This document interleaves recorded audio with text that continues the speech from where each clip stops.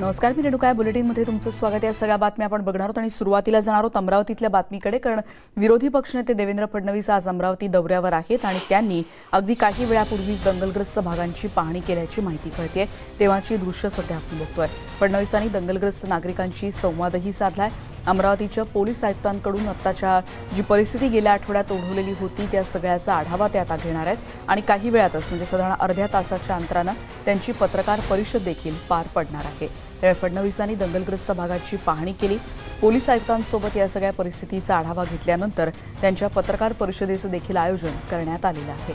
त्यामुळे देवेंद्र फडणवीस अमरावती दौऱ्यावर आहेत आणि तिथली दृश्य सध्या आपण बघतो आहोत। भाजप नेत्यांची देखील फडणवीसांसोबत बैठक झाल्याची माहिती सध्या कळते।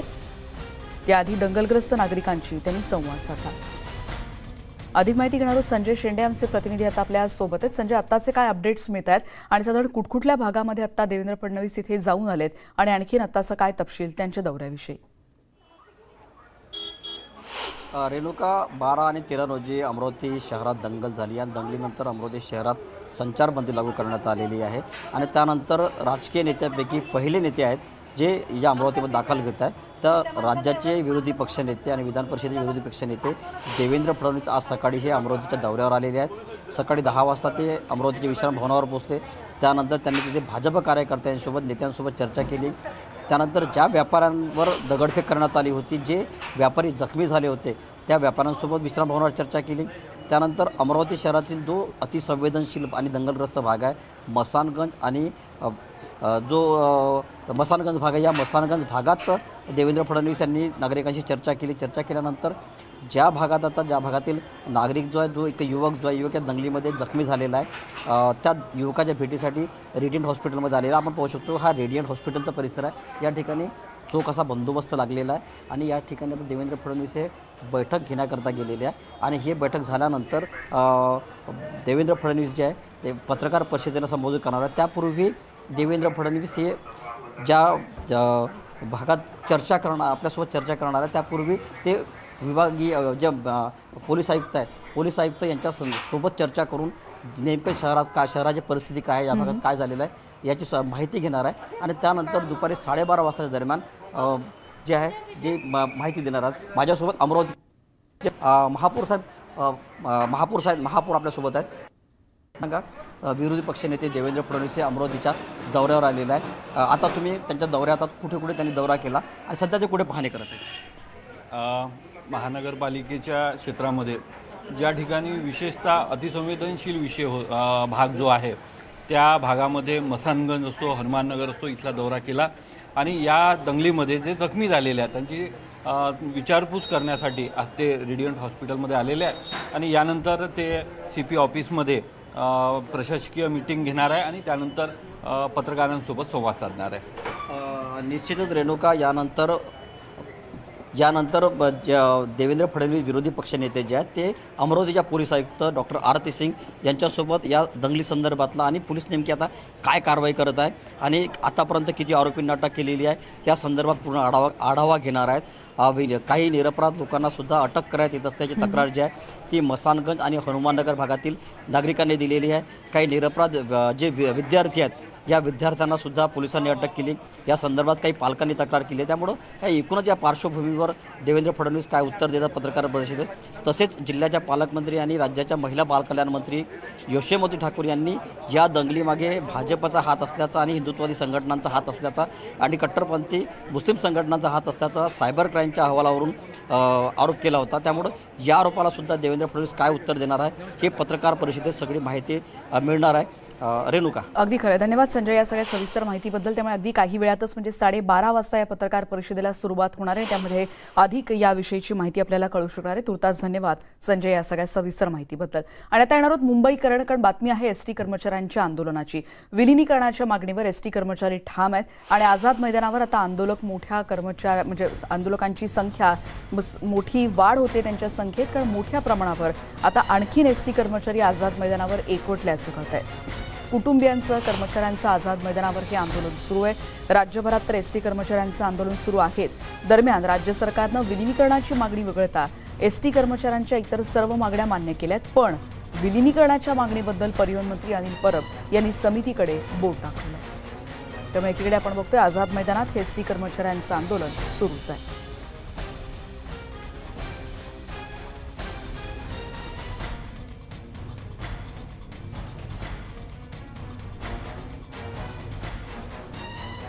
एसटी कर्मचाऱ्यांनी सरकार विरोधात अत्यंत आक्रमक भूमिका घेऊन आपल्या मागणीवर ते ठाम असल्याचं वारंवार स्पष्ट केलेलं आहेच.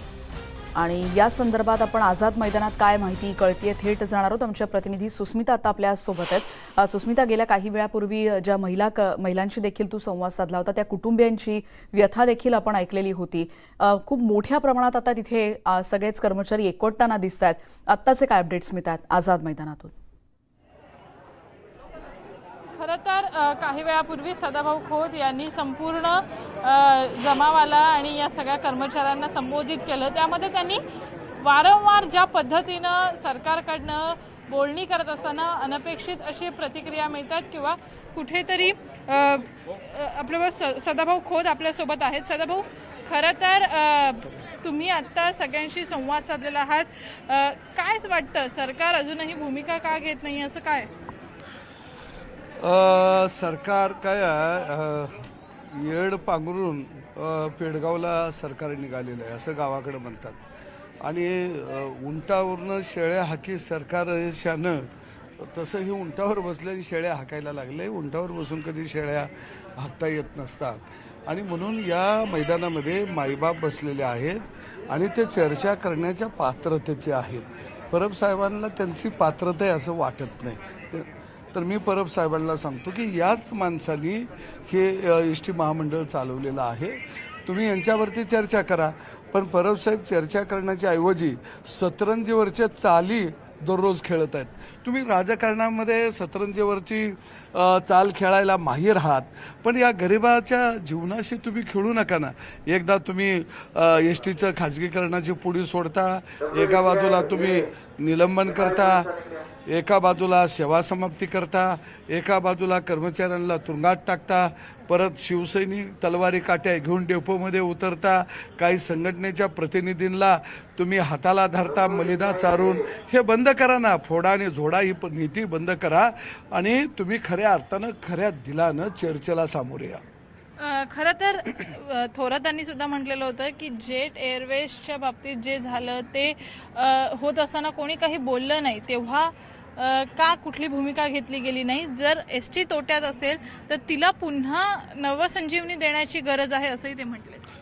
थोरात साहेब आत्तापर्यंत गुळणी धरून का ग बसलं तर मला कळलंच नव्हतं. आता कळलं ती बी मंत्रिमंडळात आहे म्हणून.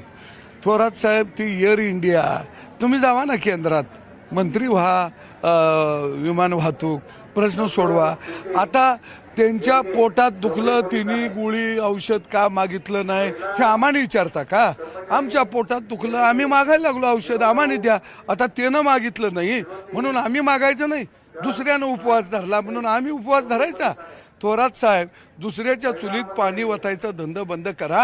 आणि जसं तुम्हानी लखीमपूरमधल्या शेतकऱ्यांचा कनवळा आला आणि इथं 45 कर्मचारी मेले, त्याच्यासाठी 2 मिनटं तुम्ही श्रद्धांजली तरी वाहिली का? आणि त्या 45 लोकांसाठी महाराष्ट्र बंद करायला निघाला. थोरात साहेब, दिल्लीच्या दरबारात जाऊन तिथं हुजरे मुजरे करा. इथं कष्ट करणारा, घाम गाळणारा कामगार रस्त्यावरती उतरलेला आहे, त्याचा घाम पायाखाली तोडवू नका. खरं तर एअर इंडियाच्या सगळ्या व्यवस्थापनाचा आणि एस टीच्या व्यवस्थापनाचा त्यांनी एकत्रित सांगडमतीनं विचार केलेला आहे. उद्या कोर्टामध्ये या सगळ्यावरती सुनावणी होणार आहे. कोर्टाकडनं तरी दिलासा मिळेल असं वाटतं का? असं आहे की न्यायालयाप्रती आम्ही आदर व्यक्त करतो, परंतु जोपर्यंत आमचं विलिनीकरण होणार नाही तोपर्यंत आमचं हे आंदोलन चालू राहणार. आणि मला वाटतं की कृषी कायद्यांच्या बाबतीमध्ये न्यायालयाचा निर्णय होता, पण त्या शेतकऱ्यांना वाटलं आमच्यावरती अन्याय होत आहे. त्याच्यासाठी 2 पावलं केंद्र सरकार नाइलाजानं मागं आलं, माफी मागितली आहे देशाच्या पंतप्रधानांनी त्या शेतकऱ्यांची. आणि मग त्यावेळी मात्र तुम्ही दिल्लीचा शेतकरी दाखवत होता, तो रस्त्यावरती उन्हात पावसात आहे, आणि इथं आझाद मैदानावरचा शेतकरी काही येशीत झोपला या, त्याला काही गाद्या हातरल्या त्या. आपण बघितलं की सदाभाऊ खोत यांनी अतिशय स्पष्टपणे आगामी काळाच्या आंदोलनाची भूमिका काय असेल हे सांगितलेलं आहे. धन्यवाद. आपण फक्त सदाभाऊ खोत यांनी आता या सगळ्याच कर्मचारी आपल्या भूमिकांवर ठाम असल्याचं स्पष्ट केलेलं आहे आणि त्याचबरोबर ज्यांनी टीका केलेली आहे त्यांनी आत्तापर्यंत ज्या 45 कर्मचाऱ्यांनी आत्महत्या केल्या त्यांना श्रद्धांजली तरी वाहिली का किंवा हा आत्ताचा तिढा सोडवण्यासाठी काही पुढाकार घेतला का अशा शब्दात त्यांनी टीकाही केलेली आहे. आज साताऱ्यासह सांगली आणि जळगाव जिल्हा मध्यवर्ती बँक तसंच धुळे आणि नंदुरबार जिल्हा सहकारी बँकेची निवडणूक होतीये. दरम्यान मतदानाला आता सुरुवात झाल्याचं कळतंय. इथे दिग्गजांची प्रतिष्ठा पणाला लागलीय. मतदार राजा कोणाला कौल देतो हे देखील बघणं महत्त्वाचं असणार आहे.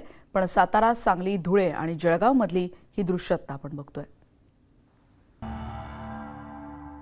आणि ब्रेकनंतर तुमचं पुन्हा एकदा स्वागत. 100% लोकसंख्येचं लसीकरण केलेलं हिमाचल प्रदेश हे देशातलं पहिलं राज्य ठरलंय. पंतप्रधानांनी देखील हिमाचल प्रदेशच्या नागरिकांचं कौतुक केलं.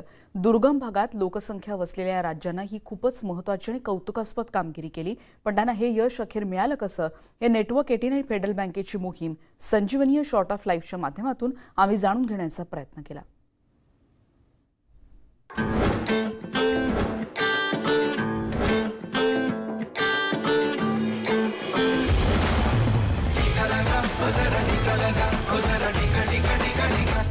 सौ वर्ष की सबसे बड़ी महामारी के विरुद्ध लड़ाई में हिमाचल प्रदेश चैंपियन बनकर के सामने आया है.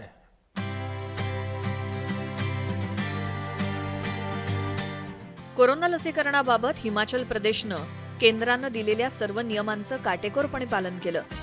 हिमाचल प्रदेशकडून इतर राज्य नेमकं काय शिकू शकतात हे आम्ही लसीकरण अधिकाऱ्यांकडून जाणून घेतलं.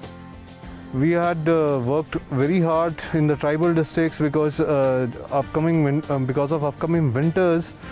We were planning that we have to finish the second dose over there. So the vaccine allocation at the state level was done towards this tribal district. The vaccine was shifted as per their estimated requirements and population was vaccinated at the earliest. As overall, talking about the state for pace of vaccination, our monitoring part is very strict on our side because from the top end, maybe it's the Honorable Chief Minister or the Health Minister, at the level of Chief Secretary, they are monitoring it on a weekly basis. The updates are going with them and they are reviewing it with all the Deputy Commissioners. With this, we had a help from other departments also for the mobilization of the beneficiaries who are due for vaccination. Last question to you, sir. I know every state is different, but if you had to, give a few tips as to what should every state be doing which is, applicable there, what the best practices with Himachal has, implemented, what would they be? First of all, I would say you should have a good mechanism of monitoring any program. Secondly, the support of the beneficiary, I mean the service takers, I would say that really depends a lot on them. There should be transparency. There should be transparency. You should tell them everything, that whatever it is there, and people accept it.